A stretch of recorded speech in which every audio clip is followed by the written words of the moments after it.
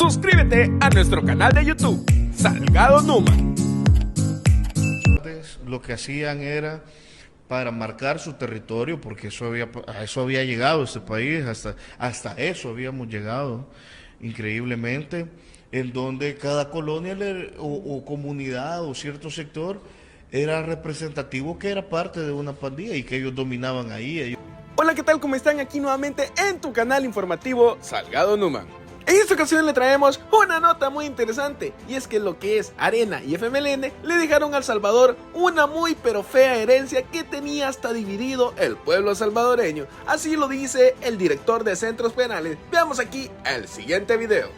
Los renteaban a todos los lugares, ellos decían quién entraba, quién salía, qué podía vivir ahí, quién... Increíblemente, así llegamos a tener este país, esa es la herencia de Arena y del FMLN, que no hicieron las cosas para el pueblo. Esa es la herencia que nos dejaron, un pueblo totalmente dividido, destruido, entregado totalmente a las pandillas, con la seguridad por los suelos y siendo el país más violento del mundo, con más muertes per cápita. Eso heredamos. Entre escuchar, saber qué necesidades tienen tanto ellos como gremio y defender las necesidades que tiene la población. Nunca estar a favor del empresario, tampoco estar a favor del ciudadano, sino que entender que ellos al final es un privado dando un servicio público y a quien debemos de beneficiar totalmente a la población. Nosotros como órgano legislativo somos los encargados de crear los mecanismos y las condiciones reales para que eso se pueda dar. Las entidades que dan un servicio público en los países, digamos que funciona bien, en el caso del transporte me refiero, tienen como premisa que el Estado es el que siempre tiene que estar ahí, voy a decir, viendo de que no se le salga alguien del huacal. O sea, está bien que haya un privado que quiere invertir, ya nos vas a contar más adelante lo que viene respecto a transporte, pero el Estado tiene que estar vigilante, porque como tú bien decís, es algo que atañe a todos los ciudadanos, y nuestro servicio de transporte público, hay que decirlo, ha sido descuidado y es de las cosas que más yo veo que tiene que tener una reingeniería, pero muy precisa, para no salir con algo que no puede funcionar. Y lo digo porque a veces las demandas se hacen oír, y yo estoy claro, pero no es cosa de hacer algo por encimita, ¿verdad? Eso es un poco lo que yo veo que te toca lidiar también, y a ustedes en la comisión. Sí, hay que mencionar, nunca de verdad se quiso hacer una reforma integral, primero de transporte. Como lo dije anteriormente, prácticamente la comisión solamente servía primero para prorrogar el tema de las unidades viejas. Segundo, buscar decretos, por decirlo express, para que de repente tuvieran un beneficio dentro de la ley de transporte. Entonces, venir y tomar un tema y querer cambios de la noche a la mañana, yo creo que también es un poco irresponsable quererlo manejar de esa manera. Fueron más de 30 años lo que prácticamente el pueblo salvadoreño ha tenido que ir en contra de un transporte público.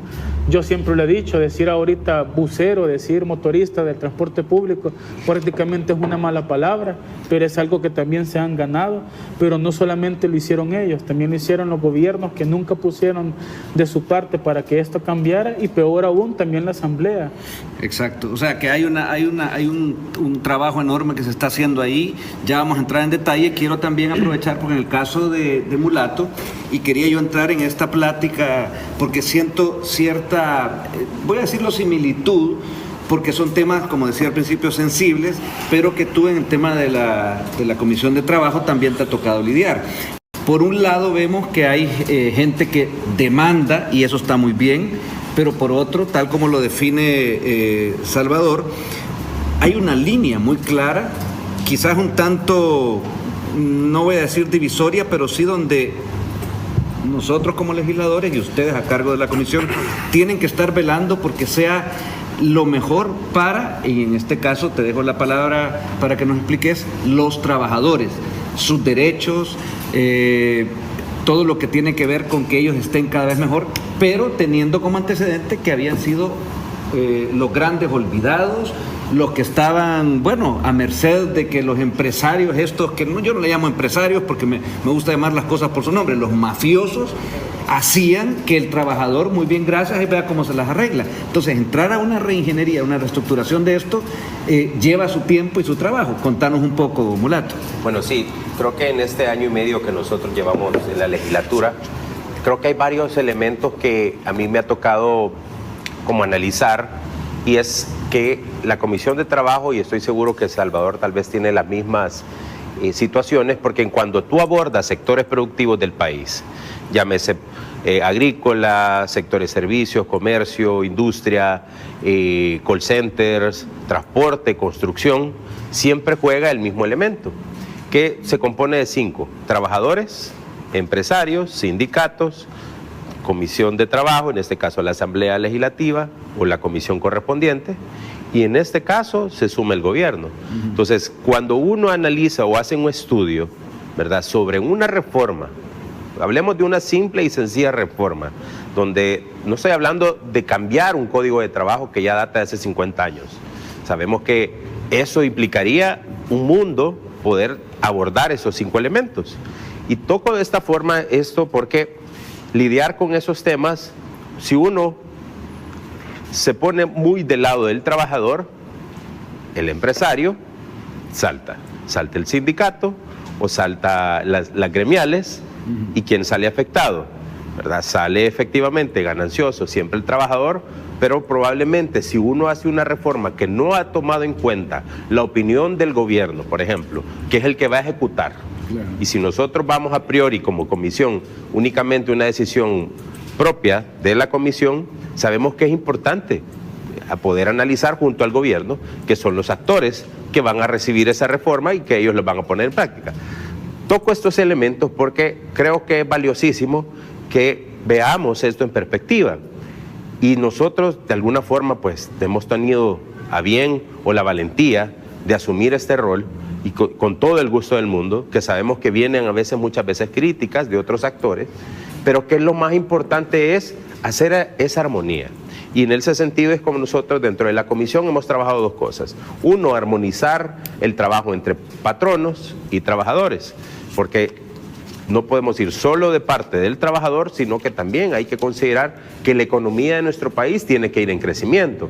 Y en ese sentido hemos visto cómo el gobierno del presidente Bukele ha estado trabajando fuertemente para que la economía se mantenga a pesar de las crisis inflacionarias que estamos viviendo en nivel mundial, la pandemia, entre otros tormentas que como un país vulnerable que somos ante estas crisis, le ha afectado fuertemente a los sectores productivos. Pero a pesar de ello, la economía sigue creciendo, la empleabilidad sigue dando datos importantes, casi nos acercamos al 1 millón de trabajadores activos, y eso significa que en cuestión de 1 año y medio hemos alcanzado casi 140,000 empleos nuevos, cerca de 60,000 empresas nuevas que han abierto operaciones en El Salvador en 1 año, gracias a las políticas públicas de un gobierno. Si viene la Comisión de Trabajo y presenta una reforma que vaya en detrimento del empresario, obviamente nosotros vamos a estar incluso haciendo que esta economía haya una baja, y nosotros buscamos que se siga manteniendo y siga creciendo. Entonces, sí, efectivamente, hay, como bien lo dijiste y creo que lo expresaste de buena forma, Carlos Germán,